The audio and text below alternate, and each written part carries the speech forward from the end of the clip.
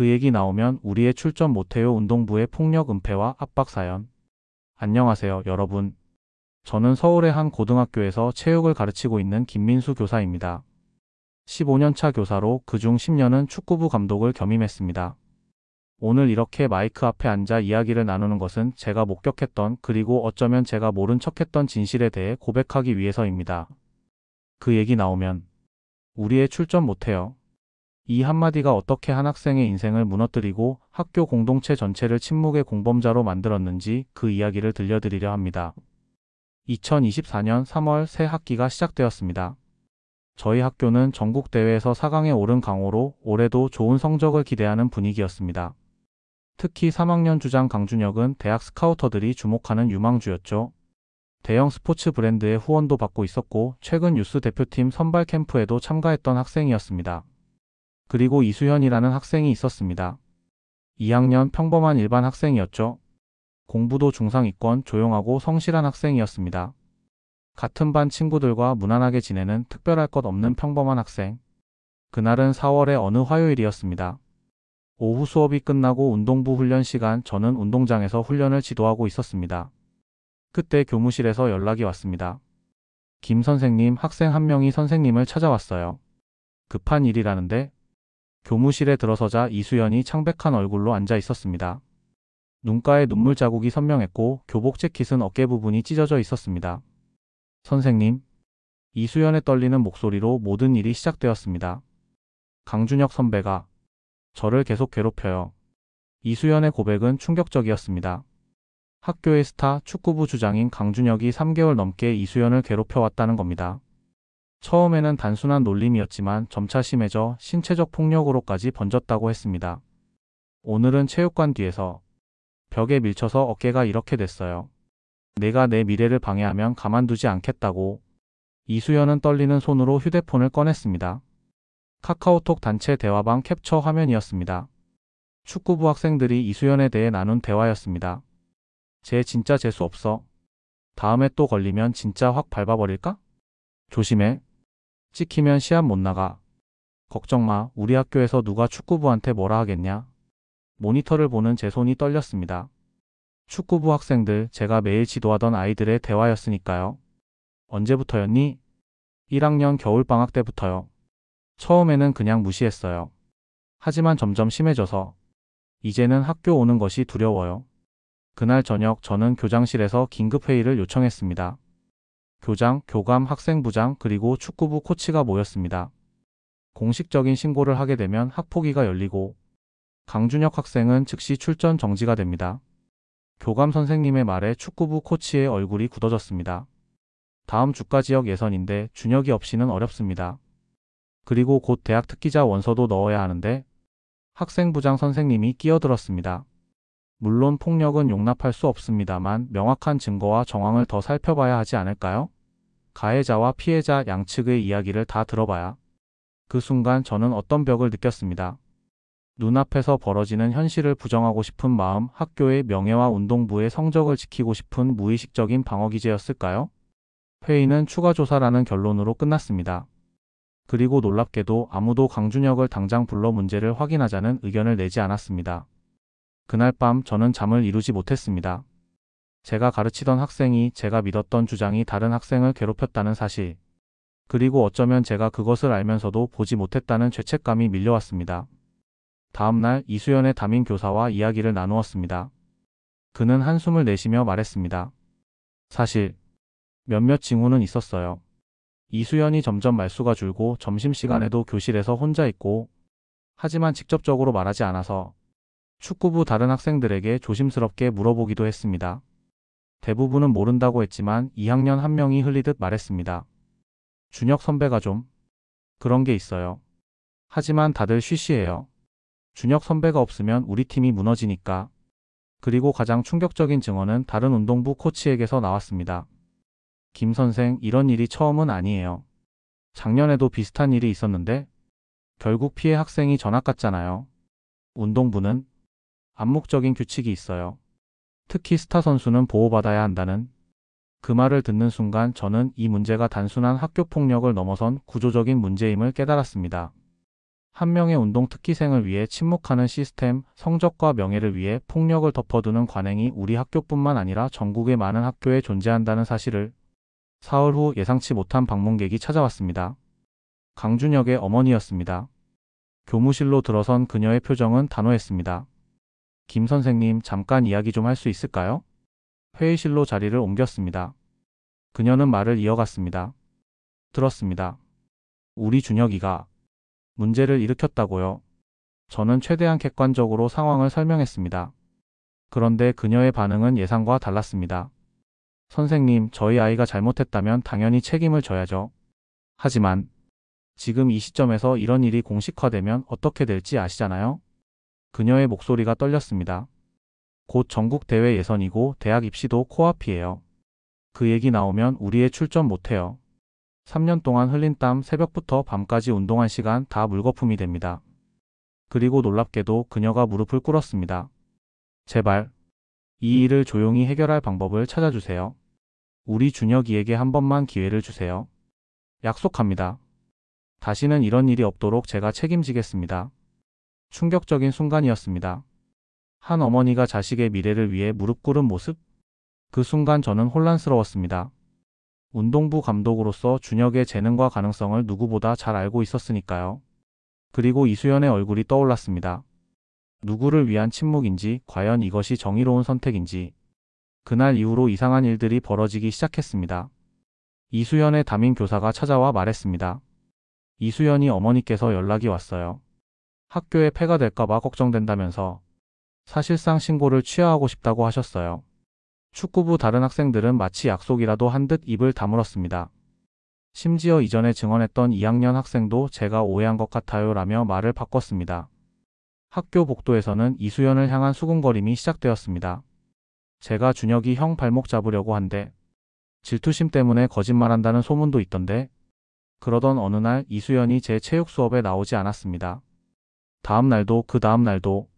일주일 후 담임 교사가 알려주었습니다. 이수연이가 자퇴했어요. 어머니 말씀으로는 타 지역 학교로 전학 간다고. 그리고 축구부는 평소와 다름없이 훈련을 이어갔습니다. 강준혁은 여전히 주장이었고 팀의 스타였습니다. 아무 일도 없었다는 듯이. 저는 그때 깨달았습니다.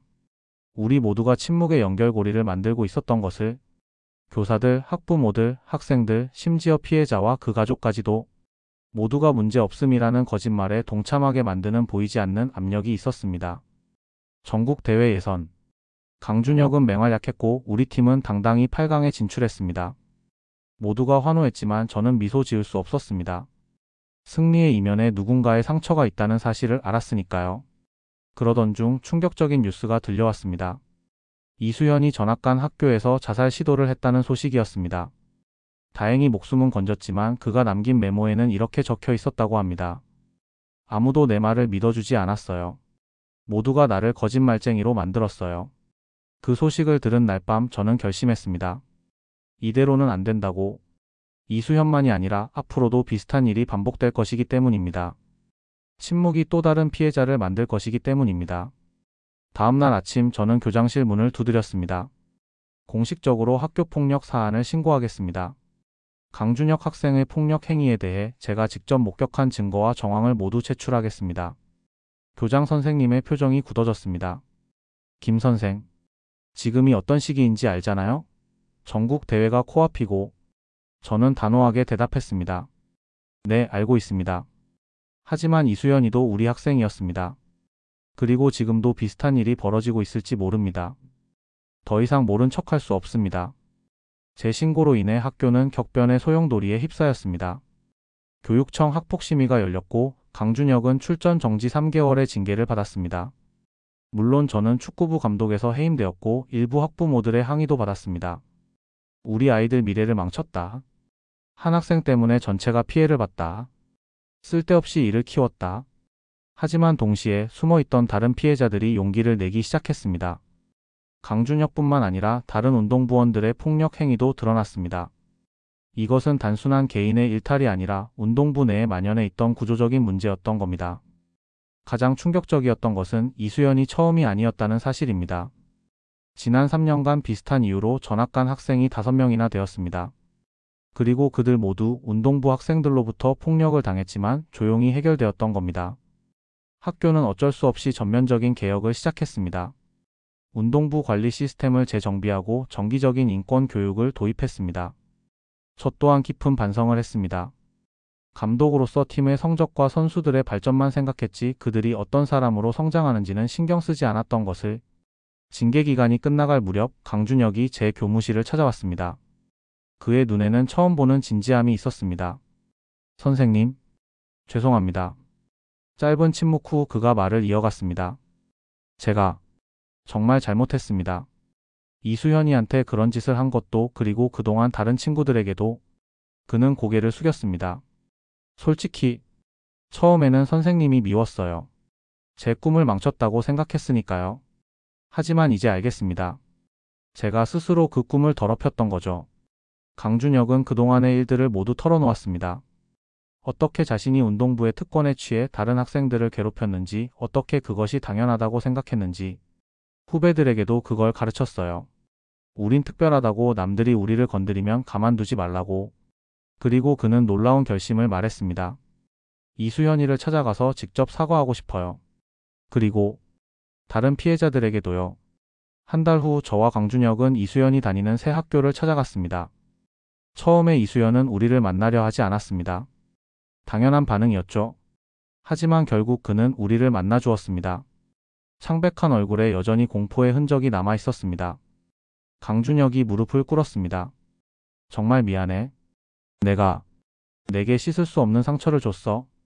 용서해달라는 말을 할 자격도 없지만 그래도 내가 알았으면 해. 내가 정말 잘못했다는 걸. 이수연은 말없이 그를 바라보았습니다. 그리고 마침내 입을 열었습니다. 준혁 선배, 왜 그랬어요? 강준혁은 고개를 숙인 채 대답했습니다. 자만했어. 내가 특별하다고, 내가 학교를 빛내는 존재라고. 그래서 모든 게 허용된다고 착각했던 거야. 이수연은 잠시 침묵했다가 말했습니다. 저는 아직 용서할 수 없어요. 하지만 선배가 찾아온 것은 고맙게 생각해요. 완벽한 화해는 아니었지만 작은 시작이었습니다. 상처를 인정하고 책임을 지는 첫걸음이었습니다. 이제 저는 더 이상 축구부 감독이 아닙니다. 하지만 학교의 학생인권보호위원회 책임자가 되었습니다. 운동부와 일반 학생 간의 갈등을 중재하고 모든 학생이 존중받는 환경을 만들기 위해 노력하고 있습니다. 강준혁은 결국 대학에 진학했습니다. 최상위권 명문은 아니었지만 그는 오히려 만족해했습니다. 실력으로 정당하게 얻은 자리라고 말하면서요. 그리고 그는 대학에서 스포츠 인권 동아리를 만들었습니다. 운동선수들의 인권과 동시에 운동선수에 의한 폭력을 방지하기 위한 활동을 시작했습니다. 이수연은 새 학교에서 조금씩 안정을 찾아가고 있습니다. 여전히 상담 치료를 받고 있지만 점차 웃음을 되찾아가고 있다고 합니다. 그리고 우리 학교는 변화했습니다. 운동부 학생들의 인권 교육이 정규 프로그램이 되었고 일반 학생과 운동부 학생 간의 교류 프로그램도 시작되었습니다. 특히 중요한 것은 신고 시스템의 개선이었습니다. 이제 누구나 익명으로 폭력 사실을 알릴 수 있고 그것은 즉시 독립적인 위원회에서 조사됩니다. 물론 완벽하지는 않습니다. 여전히 운동부의 특별함을 강조하는 목소리도 있고 예전처럼 조용히 해결하자는 유혹도 있습니다. 하지만 적어도 이제 우리는 침묵이 얼마나 위험한지 알게 되었습니다. 운동부 학부모님들께 드리고 싶은 말씀이 있습니다. 아이의 성공이 중요하다는 것, 그들이 흘린 땀과 노력이 헛되지 않기를 바라는 마음 충분히 이해합니다. 하지만 묻고 싶습니다. 어떤 성공을 원하시나요? 단지 메달과 트로피를 많이 따는 선수? 아니면 진정한 스포츠맨십을 갖춘 운동선수? 타인을 존중할 줄 알고 자신의 특권을 남용하지 않는 사람으로 성장하는 것, 그것이 진정한 성공 아닐까요? 그 얘기 나오면 우리의 출전 못해요. 이 말은 자녀를 위한 것처럼 보이지만 사실은 자녀를 피해자로 만듭니다. 잘못을 덮어주는 것은 보호가 아닙니다. 그것은 더 큰 잘못을 저지르도록 방관하는 것입니다. 자녀가 실수했다면 그것을 인정하고 책임지도록 가르치는 것이 진정한 사랑입니다. 운동을 잘하는 것과 좋은 사람이 되는 것, 둘 중 하나만 선택해야 한다면 무엇을 선택하시겠습니까? 다행히도 우리는 둘 다 가르칠 수 있습니다. 오히려 인성이 바로 선 선수가 더 멀리 더 오래 빛날 수 있습니다. 동료 교사 여러분, 우리는 종종 학교의 명예라는 이름으로 불편한 진실을 외면합니다. 운동부의 성적이 학교의 위상을 높인다는 이유로 그들의 일탈을 관대하게 봅니다. 그러나 학교의 진정한 명예는 트로피의 개수가 아닙니다. 모든 학생이 안전하게 배울 수 있는 환경, 그것이 진정한 학교의 가치입니다. 우리는 이번만 특별한 경우라는 예외를 너무 쉽게 만듭니다. 그러나 그 예외가 쌓여 결국 시스템이 됩니다.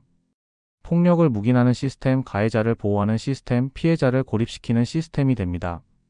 학교 폭력 사안을 다룰 때 우리는 종종 교육적 해결이라는 말을 씁니다. 하지만 그것이 단순히 문제를 덮는 방식이 되어서는 안 됩니다. 진정한 교육적 해결은 가해자가 자신의 잘못을 인정하고 그것을 바로잡기 위해 노력하는 과정을 포함합니다. 그리고 그 과정은 때로 고통스럽고 불편할 수 있습니다. 운동부 지도교사 여러분, 여러분의 역할은 단순히 좋은 선수를 키우는 것이 아닙니다. 운동을 통해 인성을 함양하고 협동과 존중을 배우는 것, 그것이 스포츠의 진정한 가치입니다. 승리를 위해 인성을 희생한다면 그것은 이미 패배입니다. 이 이야기를 듣고 있는 피해자들에게 말하고 싶습니다. 당신의 고통은 실제합니다. 당신이 느끼는 두려움과 분노는 당연한 감정입니다. 그리고 무엇보다 이것은 당신의 잘못이 아닙니다. 네가 왜 그런 상황에 처했니? 왜 더 일찍 말하지 않았니? 너무 예민한 것 아니니? 이런 말들로 당신의 경험을 의심하거나 축소하려는 시도가 있을 수 있습니다. 하지만 그것은 당신의 책임이 아닙니다. 폭력은 언제나 가해자의 책임입니다. 도움을 요청하는 것은 약함이 아닙니다. 오히려 큰 용기가 필요한 일입니다. 때로는 한 명의 신뢰할 수 있는 어른을 찾는 것부터 시작하세요.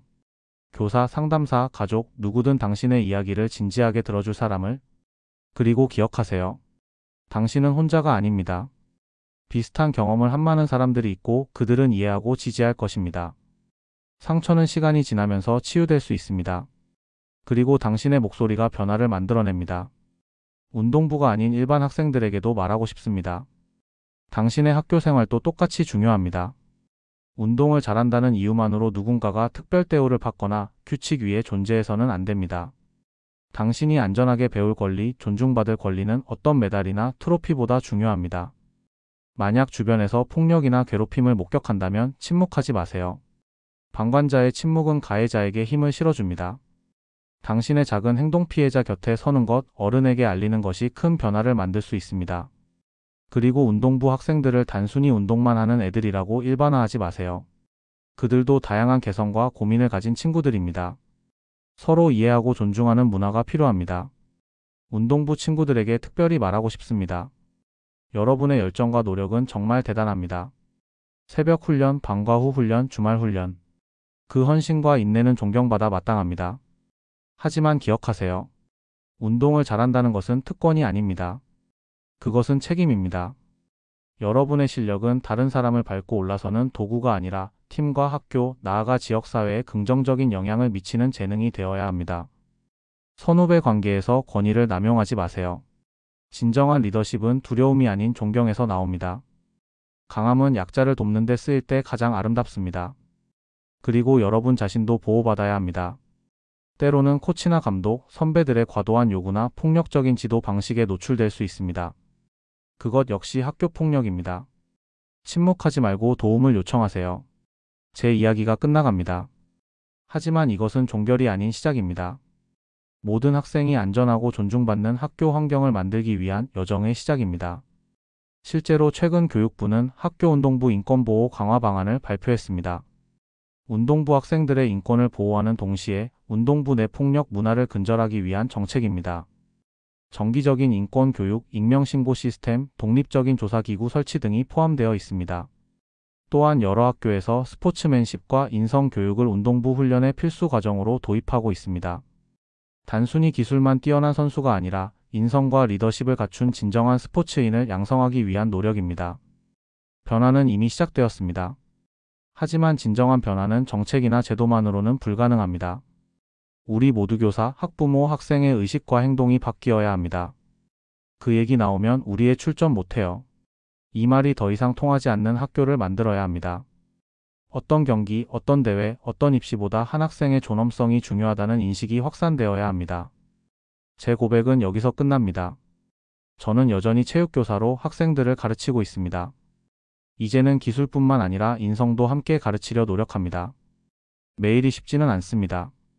오래된 관행과 인식은 쉽게 바뀌지 않으니까요. 하지만 희망도 있습니다. 강준혁이 변했듯이 사람은 변할 수 있습니다. 시스템도 변할 수 있습니다. 우리 모두가 조금씩 목소리를 높이고 행동한다면 말이죠. 이 이야기가 누군가에게 용기를 줄 수 있기를 바랍니다. 피해자들에게는 당신은 혼자가 아니다라는 메시지를, 방관자들에게는 침묵은 공모다라는 깨달음을, 그리고 학교 공동체 모두에게 우리는 더 나은 학교를 만들 수 있다는 희망을 전하고 싶습니다. 마지막으로 이수연에게 말하고 싶습니다. 미안해. 더 일찍 내 곁에 서지 못해서. 하지만 이제는 많은 사람들이 내 목소리를 듣고 있어. 그리고 변화가 시작되고 있어. 감사합니다.